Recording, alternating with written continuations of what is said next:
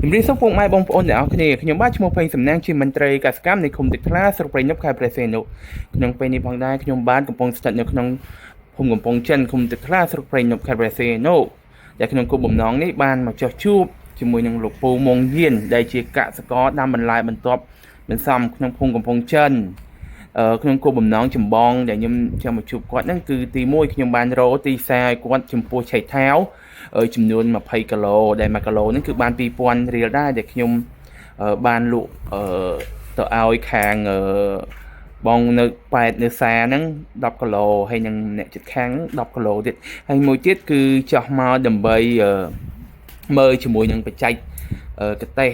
ដូចជាផ្ដល់នៅកាក់សាកល្បងនៅប្រើជាថ្នាំធម្មជាតិសម្រាប់ការពារបន្លែគាត់កុំឲ្យមានតកៅស៊ីអញ្ចឹងណាហើយចំណុចពិសេសបន្ថែមទៀតហ្នឹងគឺខ្ញុំបានជួបជាមួយនឹងចំណាប់អារម្មណ៍របស់គាត់ក្នុងពេលមុននឹងមិនទាន់មានមន្ត្រីកសិកម្មនិងក្រោយពេលដែលមានមន្ត្រីកសិកម្មតែយើងចាំមើលតើចំណាប់អារម្មណ៍របស់គាត់មានអារម្មណ៍ចំណាប់អារម្មណ៍យ៉ាងណាដែរចំពោះមន្ត្រីកសិកម្មឃុំរបស់យើងអញ្ចឹងណាតាមមុននឹងមាននិងក្រោយនឹងមានហ្នឹងមួយណាមានភាពល្អប្រសើរជាងអញ្ចឹងណាហើយសម្ដែងចំណាប់អារម្មណ៍របស់គាត់គឺគាត់មានភាពសប្បាយរីករាយមែនតើពីព្រោះដោយសារការដាំបន្លែនេះគឺជាការដាំលើកដំបូងរបស់គាត់ហើយគាត់អត់សង្ឃឹមថាមានទីផ្សារគាត់គិតថាលក់ប្រហែលបានមួយថ្ងៃកន្លះគីឡូ1គីឡូអីចឹងណាដល់ពេលឲ្យខ្ញុំទៅប្រាប់គាត់ថាពូគេទិញ20គីឡូ20គីឡូជាក់ស្ដែងថ្ងៃនេះដកបានតែ10គីឡូអញ្ចឹងនៅជាពាក្យខ្ញុំ10គីឡូទៀតបាទ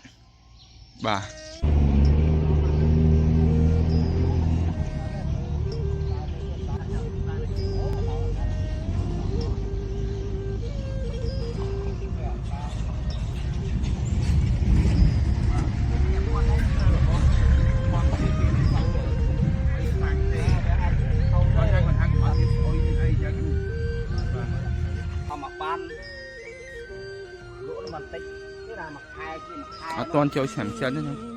ចូលឆ្នាំចិនអត់តន់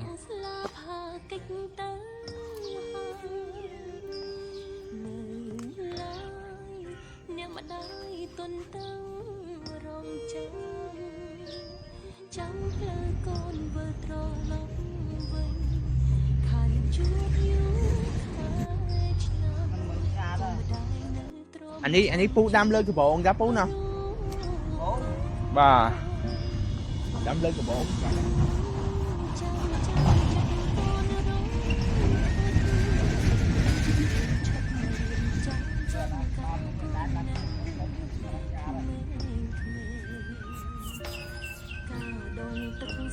កូនសែនស្ដាយផ្លិតម្ដាយធ្លាប់បងអើយគេម្ដាយនៅតែទុកមិនចោលรู้បានអត់យ៉ាងម្ដាយអើយហត់ហើយសម្រាប់បាទហើយណាមួយយើងទៅដាំដំបងផងហើយដល់ពេលដាំទៅយើងតិច10 20គីឡូនេះមានអារម្មណ៍មិនដែរ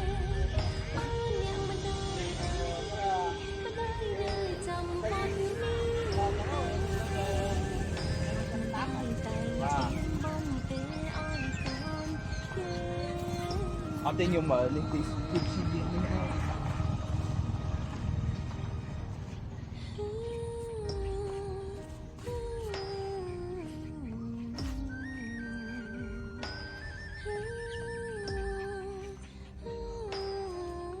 ចុះពូអាស្បៃអស់នេះមួយថ្ងៃទៀតមួយខែទៀតបានលក់នេះ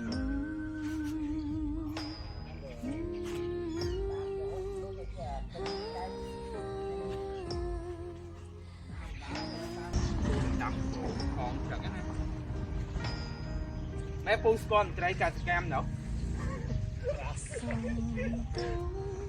មិនដែរពេលយើងដាំយើងពូមានចំណាប់អារម្មណ៍មិនដែរពូ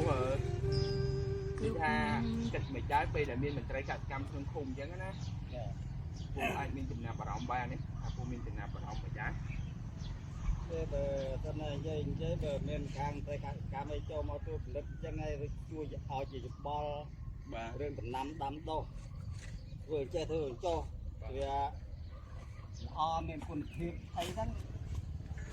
ហើយក៏ជួយ មានទីផ្សារអញ្ចឹង បាទ ពេញចិត្តហើយ បាទចឹងអ៊ំកាត់បន្លែ20គីឡូ ឡាយទេ គេ ទៅមើលមាន បាទបាទ